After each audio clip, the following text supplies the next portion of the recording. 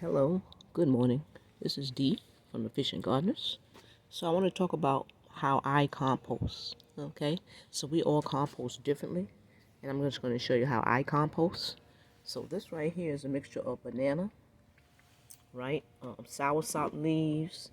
I have papaya leaves. All the leaves that's in my fruit garden, I put that in there right along with bananas. When when they fall or they get yellow and there's no diseases on them. Leaves from the papayas, soursops, logans. I put those in there. Excuse me. I put those in there, and I also put bananas and the pineapple peelings. I try to stay away from the sugar part of the pineapple. Um, but I use majority of stuff I use is actually from my yard, and mostly what I grow in the cooler weather months because I love a lot of greens. So I will grow greens that I don't even eat.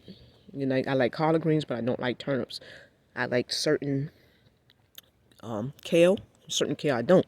But since I have so many seeds, because they came in a variety pack, if it's easy, I'm going to grow them. And what I do is when I grow them, I chop them up and I feed them to my plants.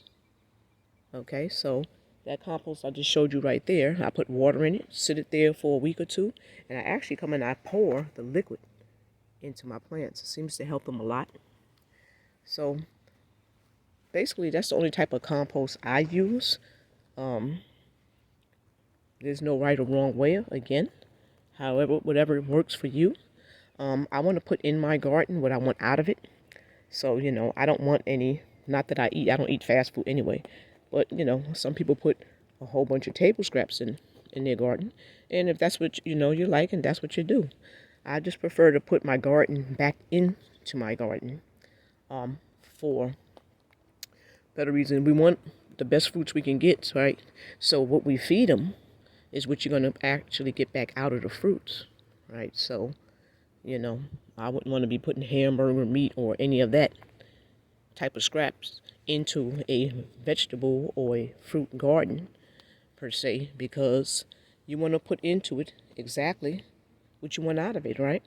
So when these leaves start dropping and they're not diseased and everything else, I move that dirt around and I tuck them in. I have bananas, which I eat bananas every day. I'll tuck them in. In the wintertime, I grow a lot of greens because it's very easy for me to grow greens. And there's certain greens that I don't even eat. But I grow them because I already had the seed package that came in a variety pack. So if it's easy, I'm just going to put them in the ground. And when they grow, I'm just going to chop up the greenery and I'm going to throw it right back into the garden. When it comes to my moringa, I like my moringa chopped down. I don't like it tall and linky, so I like it short, so I tend to chop it a lot. So when I chop it, I take all of those leaves and I toss them right into my pineapple patch right there. Okay?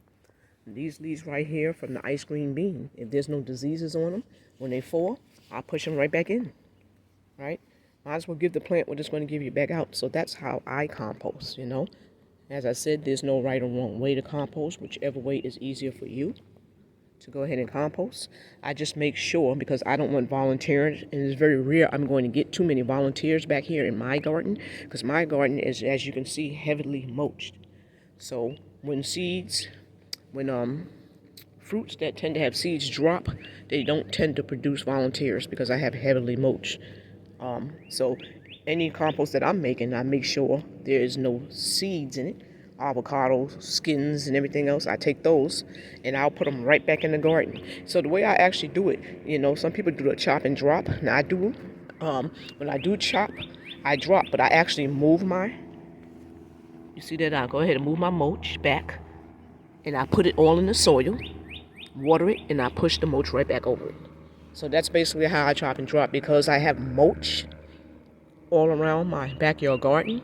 I don't want to just drop it right on top of the mulch because it'll take a long time for that fruit tree to gain its nutrients. So I actually just move the soil and push it in there and give it back, what it's putting out. So yeah, that's how I mostly do my gardening. As you can see with these leaves right here, these is what I got from the Habitat of Humanity Restore. And they are very, very cheap. I showed you that on my last video. Because I don't have a lot of ladybugs. I have ladybugs, but not enough. I put these on, and this helps the ladybugs for whatever they can get, whatever aphids or whatever they can get. And I only do that on certain trees, and that is certain guava trees and loquat trees. The rest of my trees, the aphids does not seem to attack. But if you can see the tree, there's no aphids or anything on there between these sticky yellow things and the little bit of what you call the ladybugs that help me. So yeah, so that's how I compost mine. This tree produces a lot of raspberries, a whole lot of them. And I went ahead and chopped the tree because I have enough raspberries to last me for months and months. And this is an ever-bearing. So I wanted to shape the tree. I do tend to shape my trees because I want them a certain size and I don't want a whole bunch of height. So when they give me what they need to give me, I will go ahead and chop them down and let them reproduce. And so many mulberries, I take that and feed it to the rest of the fruit trees in the garden. I don't worry about getting volunteer plants or anything like that. So yeah, that's how I do my compost. Again, you can do your compost however you want, whatever makes it easier. I just tend to feed my garden back to itself.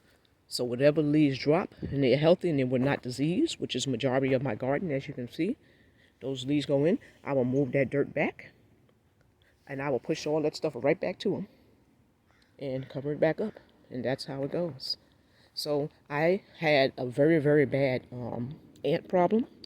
So with having that, I don't take any sweets and push it into the garden because it developed such a bad ant problem. It was ridiculous. It took us a year or so to get rid of it, all them ants, and they weren't good ants. So now, what I do is banana peels, but not the whole banana, papaya leaves, but not the papaya. So I do stuff like that, and what that did was feed the garden very well, and that reduced the ant level all the way down. I'm telling you, to about 80 to 90% when it came to the ants, plus with the mulching. So that's how I actually handle my compost. You know, you know. Any other suggestions that's not going to cause any headaches? Because remember, my type of gardening style is easy and lackadaisical, right? So I don't want a whole bunch of problems. So I learn from my problems and I switch it up so I don't have them same problems over and over again. And that's just how I garden. I sit there and I see a problem. Once I realize I can fix that problem, I tend to not make that same mistake over and over again because I want peace in my garden and I want to enjoy it, right? I don't want to be back here battling every type of bug there is if I could prevent them to the best of my ability, okay? So yeah, that's how I do my composting. And I was just coming to you with that little info. You can comment and down below and tell me how you do your composting and how's that working for you. Hopefully you're enjoying the rest of your day. Have a blessed day. Goodbye.